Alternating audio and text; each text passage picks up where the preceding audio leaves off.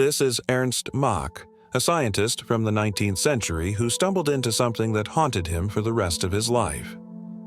He wasn't only exploring motion and physics, he was fascinated with perception itself. How do we know what we see is real? How does the mind construct what we experience? But as he dug more into these issues, something unexpected started happening. Mach remarked that no matter where he moved, no matter how empty the room was, he could sense somebody watching him. It wasn't paranoia, nor was it terror. It was an uncomfortable certainty, as if reality itself was aware of his existence. And then, something much worse happened. He began to deny the fundamental assumption of self-awareness. He questioned, if I am observing the world, then what is observing me? Mach's painful experiences led to what is now known as Mach's principle, the concept that everything in the cosmos is linked and nothing exists in isolation. Even your own thoughts, your own activities, may not be as private as you imagine, because the deeper you stare, the more you know something is watching. You've felt it before, haven't you? That unpleasant sense that someone, or something, is observing you. You convince yourself it's merely a trick of the mind, just your imagination. But then, why does it feel so real? You're alone in your room, yet you feel the weight of invisible eyes. You turn around, nothing, just silence. But the second you stop thinking about it, the feeling sneaks back in like a whisper just outside your awareness. It happens when you stroll down an empty street, when you pause at a stoplight at night, when you step into an unknown setting and suddenly feel like you're not alone. Your skin tightens. Your heart beats just a little faster. You feel the impulse to peek over your shoulder, to survey the area, to affirm to yourself that no one is there. But that emotion doesn't dissipate, does it? The reasoning portion of your brain tells you it's nothing, but something deeper, something primal, knows better. And here's where it gets even stranger. Science has revealed something disturbing. Your brain is programmed to feel watched, even when you're alone. The mind generates an invisible presence around you. It's an ancient survival mechanism, a leftover from when our ancestors lived in the wild. Being watched meant danger, predators lurking, adversaries arriving. Those who ignored this emotion didn't survive long enough to pass on their genes. It's not simply an instinct. It's a program running deep inside you, changing the way you behave, think, and move. Experiments reveal that even when there's no physical observer, the human brain nevertheless reacts as if there were. Your body tenses. Your heartbeat gently alters. Your mind begins to filter your activities as if an unseen power is scrutinizing every step you make. And it's not just paranoia. It's not just some archaic survival technique playing on your head. This is something far, far bigger than that. Because if you actually start paying attention, you'll discover something troubling. You hesitate before making a decision, as if someone else is discreetly scrutinizing you. You keep back your ideas, your feelings, as if they are being heard.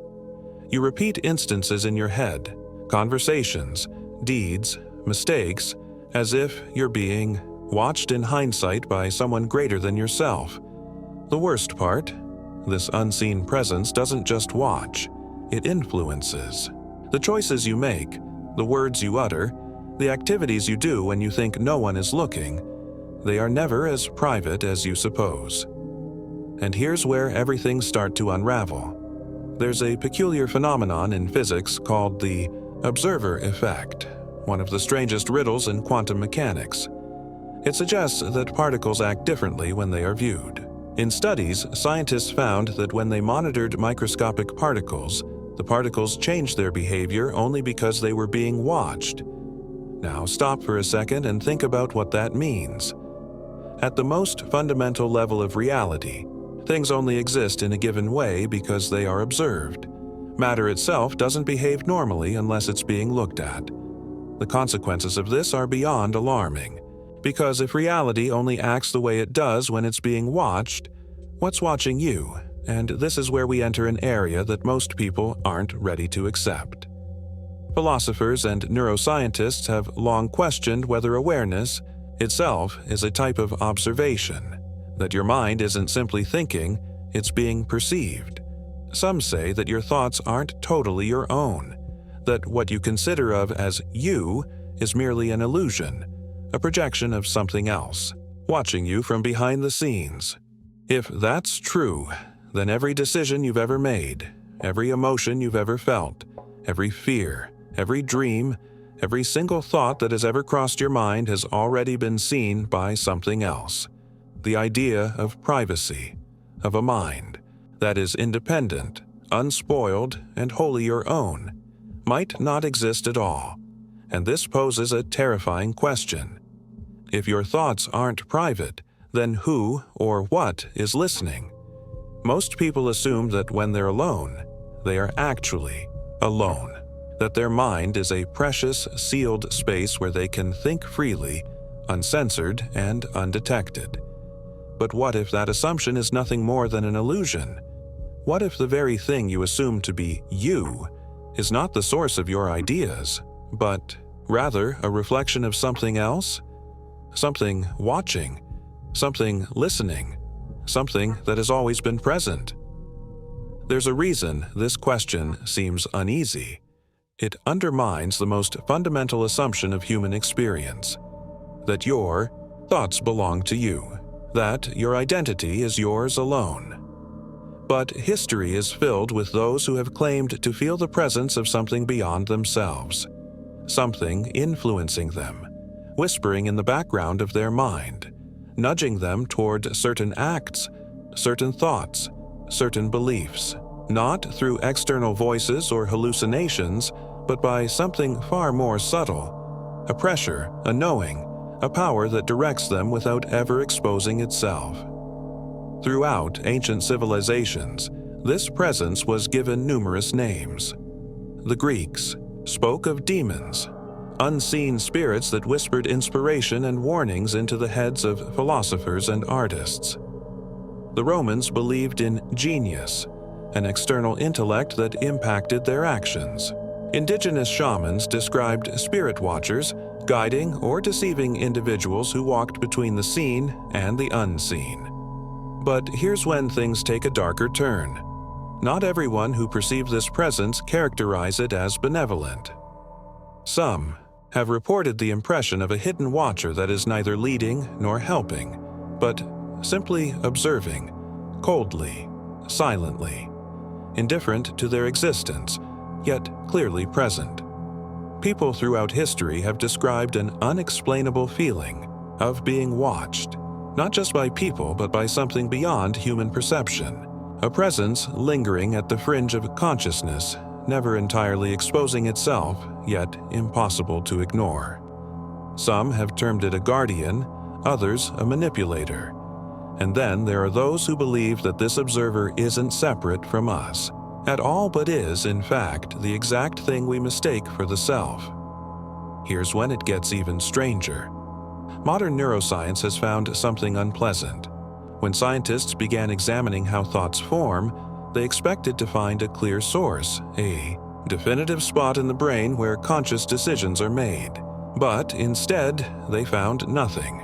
There is no one thinker inside your skull, no small person behind your eyes making choices, no single point of origin for the creature you name you.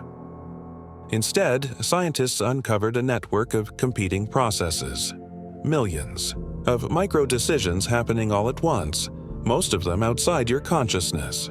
By the time you become conscious of a thought, your brain has already determined it for you. You don't generate your thoughts, you receive them, and now is where everything starts to unravel. Because if you are simply receiving thoughts, then the real question is, where are they coming from? Think about it. The quick surge of intuition, the annoying ideas that seem to come from nowhere, the way ideas just emerge in your mind as if downloaded from somewhere else. If thoughts aren't genuinely yours, then what or who is broadcasting them into your awareness? This isn't just philosophical speculation. Scientists have uncovered something they call anticipatory processing, the theory that your brain isn't actually viewing the world in real time. Instead, it's forming predictions about what reality should be, filling in the gaps before you even consciously recognize what you're experiencing. This means that everything you see, what you hear, what you think, all of it is a manufactured projection impacted by forces you can't even detect. And it gets worse. Because if your brain is producing reality based on invisible stimuli, then how much of what you believe is genuinely your own? How much of your personality, your decisions, your desires, how much of it was planted there, quietly formed without you ever recognizing it? And if the mind is only an observer, a receiver of information rather than a creator of it, then the most unsettling issue remains. Who is doing the transmitting? There's a moment when you start to question things, when the feeling of being watched is no longer simply an uneasy intuition, but something you can't unsee. It's in the way your thoughts seem to emerge from nowhere, the way your decisions feel pre-written before you ever make them. It's in the way reality itself seems to respond to your consciousness, as if somebody, somewhere, is examining not just your deeds, but your very thoughts. And maybe, just maybe, it always has been. But there's something much more unsettling hiding beneath the surface. If you are being watched, if your ideas aren't wholly your own, then the next question becomes, what is the goal of this observation? For millennia, spiritual groups, philosophers, and even scientists have battled with this subject. Some felt that this unseen observer was a guide, a higher intelligence, a presence destined to lead you towards something greater. Others thought it was a type of control, an external force keeping you linked to an invisible framework, observing but never intervening, silently influencing the trajectory of your life without you ever noticing. But then there's a third alternative, one that's far more unsettling. What if the act of viewing itself is the reason you exist at all? There's a theory in quantum mechanics called as the participatory universe. It argues that reality isn't just passively observed, it is constructed via observation. That means things don't exist in a defined state until something or someone looks at them. Now, ponder this. If observation is what gives reality structure, then what happens when you become aware of yourself? Could self-awareness itself be a result of being watched, a projection, or something else entirely? When you're inside one, everything feels real. You react, you feel feelings, you follow a route that appears logical until you suddenly realize. What if the feeling of being watched isn't just paranoia? What if it's the first breach in the illusion, a glimpse into the underlying structure of reality? And if that's the case, then maybe the question isn't who is watching. Maybe the true question is, what happens when you finally notice? But here's the thing, you've already felt it. The feeling that your choices aren't totally your own, like something else is urging you toward one path over another. If you've ever experienced déjà vu, you've touched this mystery before. Let me know your opinions in the comments, and if you want to go deeper, make sure you stay connected. There's always more to uncover.